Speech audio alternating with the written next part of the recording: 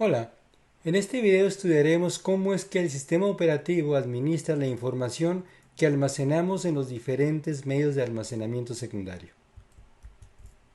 En esta presentación se utiliza, con fines estrictamente educativos, material con derechos de autor de terceros. Parte del material se ha tomado del libro de texto Conceptos de sistemas operativos en su octava edición, así como diversas fuentes de Internet.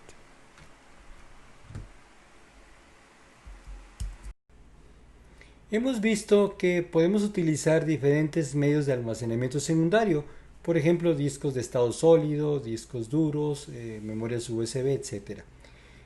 Independientemente del medio que yo utilice, es importante que el sistema operativo me dé una vista lógica y uniforme de la manera en que yo almaceno la información. Eh, Independientemente de las características físicas del medio de almacenamiento, yo siempre quiero verlos de una manera similar. Eso lo podemos hacer gracias a la administración del almacenamiento que hace el sistema operativo. Todos sabemos que la unidad básica de almacenamiento en medios secundarios, en medios permanentes no volátiles, es denominada archivo. Un archivo es una unidad lógica de almacenamiento. Y bueno, hay diferentes tipos de archivos, hay archivos de texto, hay archivos ejecutables, archivos de PDF, archivos de imágenes, de video, etc. No importa, para el sistema operativo es lo mismo, es una unidad lógica que tiene información relacionada y que recibe el nombre de archivo. Y para el sistema operativo el archivo es mostrado al usuario de una manera consistente.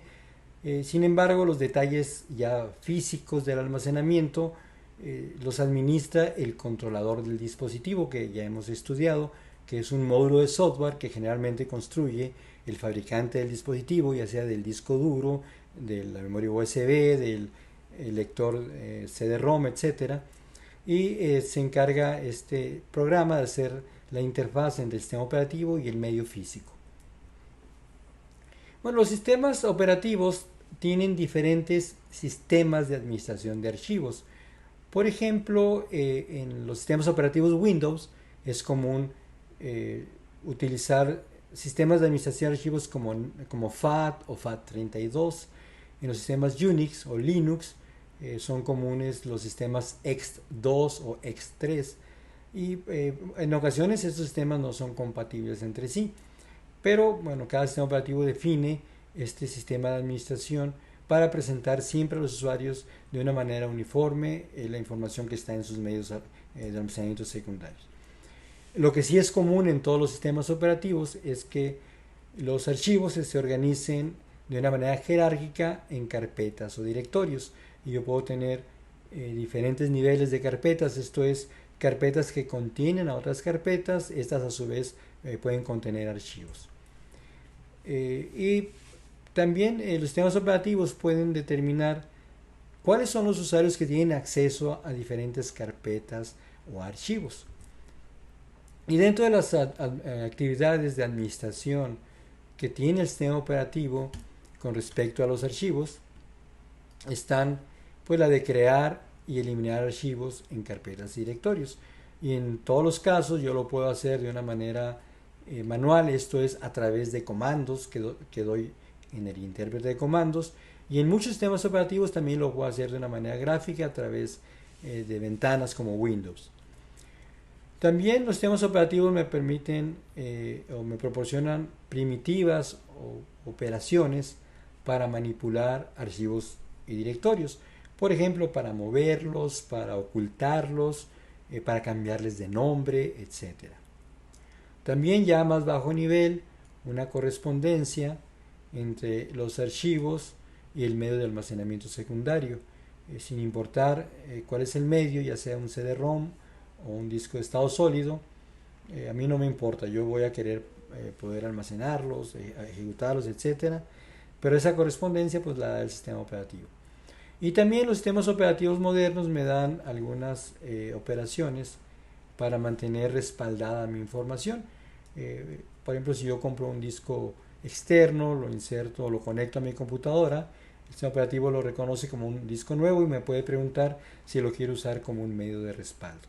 Bueno, eso es atractivo porque al usuario pues le descarga la tarea esta de tener que estar almacenando manualmente y lo hace automáticamente el sistema operativo. Bien, también es común que yo tenga una especie de arreglos de discos eh, organizados de una manera que me permitan no estar limitados a la capacidad de almacenamiento de un solo disco, sino que yo pueda tener un gran conjunto de discos como este arreglo que se muestra aquí, y que estos discos puedan ser utilizados por muchos usuarios, ya sea dentro de la misma computadora, a usuarios que se ejecutan en la misma computadora o que se ejecutan fuera de la computadora, como en una red. Estos discos me permiten extender mi capacidad de almacenamiento en una computadora. Bueno, en los entornos multitareas, con prácticamente todas las computadoras modernas, recordamos que en los sistemas multitareas yo puedo ejecutar al mismo tiempo varios procesos y el sistema operativo me da la sensación de que todas se ejecutan al mismo tiempo, aunque en realidad tenga pocos procesadores. Bueno, en esos entornos, la administración de la información que yo tengo en medios secundarios se vuelve un poco más complicado.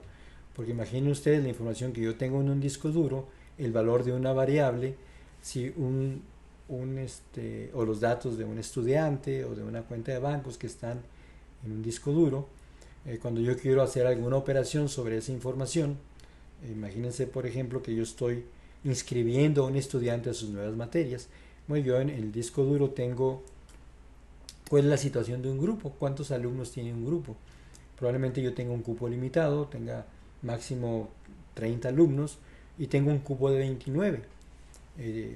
Tengo un cupo de 30 y tengo hasta ahorita inscritos 29 alumnos. Entonces esa información yo la leo en el disco duro y se pasa en memoria. De ahí se pasa a la memoria cache y luego a los registros del procesador.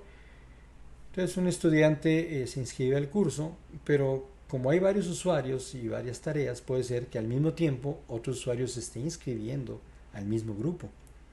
Y también va a hacer lo mismo, leer esa información y eventualmente llevarlo al procesador. Pero si el primer estudiante ya se inscribió, pero no se regresó esa información al disco, puede ser que le ganen el lugar y ya no puede inscribirse. Entonces el operativo tiene que tener cuidado y el programador tiene que tener cuidado que en los sistemas multitareas y multiusuario la información tiene que estar protegida, porque en el caso de las inscripciones de alumnos pues son muy probablemente varios alumnos inscribiéndose al mismo tiempo.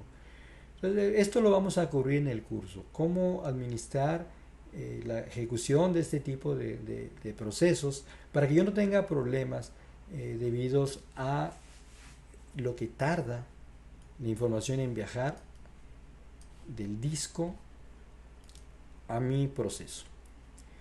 Y bueno, en los entornos multiprocesador pues tenemos que tener esa coherencia en la información, que como hemos dicho ya estudiaremos.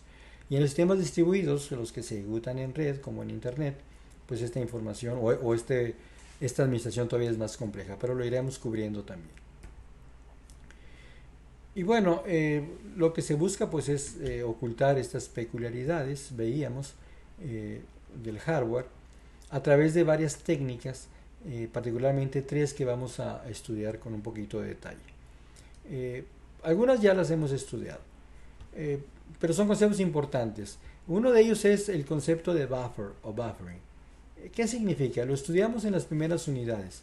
Recuerden ustedes que un buffer es una memoria temporal que tienen los controladores de los dispositivos. Hablábamos de la tarjeta de red, del teclado, etc. Esta información que reciben los dispositivos se almacena en un buffer de una manera temporal, por eso es un almacenamiento temporal, mientras se pueden transmitir a la memoria principal. O en el caso, por ejemplo, de una tarjeta de red, mientras se pueden transmitir a la red. Eso es un buffer. Un buffer es una memoria temporal que tienen los controladores de los dispositivos. Caching también ya lo cubrimos. Quizá recordemos que es también una memoria temporal de acceso rápido en donde se pone información que probablemente va a ser utilizada en un futuro cercano. ¿Okay? Por ejemplo, la memoria caché existe dentro de los procesadores y se pone ahí información que está en memoria, pero que probablemente el proceso va a usar. Entonces, para evitar tener que ir a memoria, se usa el caching. Y finalmente el spooling, que no hemos cubierto en videos anteriores, que lo que busca es almacenar datos de salida en un medio de almacenamiento secundario mientras pueden ser procesados. El típico ejemplo es el de las impresoras. Si yo envío un archivo muy grande a imprimir a la impresora, el buffer de la impresora probablemente no sea tan grande como para que pueda caber ahí todo el archivo.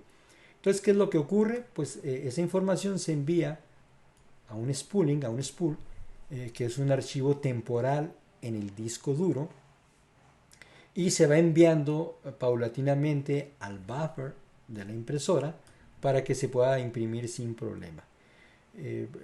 No sé, probablemente algunos de ustedes han vivido la experiencia de que envían un proceso, un archivo a imprimir, un documento a imprimir, no se imprime por alguna razón, no tenía papel, impresora, lo que sea, y apagamos la computadora y la impresora y cuando la volvemos a encender eh, se intenta otra vez enviar esa información al buffer de la impresora, se tiene éxito y se imprime. Entonces, si resumimos estos tres conceptos, eh, para almacenar información de manera temporal, además de los archivos que yo almaceno en los medios de almacenamiento secundario como los discos duros, yo tengo otros medios de almacenamiento temporal como es el buffer que está en los dispositivos, el caching que generalmente está en el procesador y el spooling que está en los discos duros y que me sirve para almacenar información que se va a enviar a un medio por ejemplo, a un dispositivo secundario que es lento y al cual no le puedo enviar toda la información al mismo tiempo. El sistema operativo, en todos los casos relacionados con el almacenamiento secundario, me tiene que dar una interfaz para el manejo de dispositivos. Por ejemplo, cuando yo quiero imprimir, me aparece una pantalla, ¿sí?, en donde yo puedo determinar, por ejemplo, la orientación del papel, cuántas copias necesito imprimir, etcétera. Esa interfaz también la proporciona el sistema operativo. Y también para manejar dispositivos con hardware específico. El sistema operativo también me da esa opción. En el caso, por ejemplo, de las memorias USB, pues si la quiero formatear, o un disco duro externo.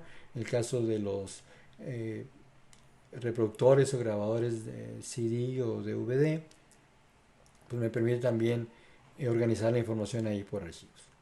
Bien, pues como vemos, el sistema operativo también en el caso de la información de los archivos y de los datos que de manera temporal viajan entre la computadora y otros dispositivos, pues tiene también mucho trabajo de administración. Un aspecto importante de los sistemas operativos tiene que ver con la protección y la seguridad que proporciona el mismo sistema operativo para resguardar los recursos que están administrados por él. Por ejemplo, en el caso de la protección, el sistema operativo tiene que proporcionar mecanismos para controlar quiénes pueden acceder, o sea, qué usuarios pueden acceder a qué recursos, ya sean procesos o archivos que están administrados por el sistema operativo. Y en el caso de la seguridad, el sistema operativo también debe de proporcionar algunos mecanismos que defiendan o protejan al sistema contra ataques internos y externos. Esos ataques pueden ser, por ejemplo, virus, worms, robos de identidades, etc.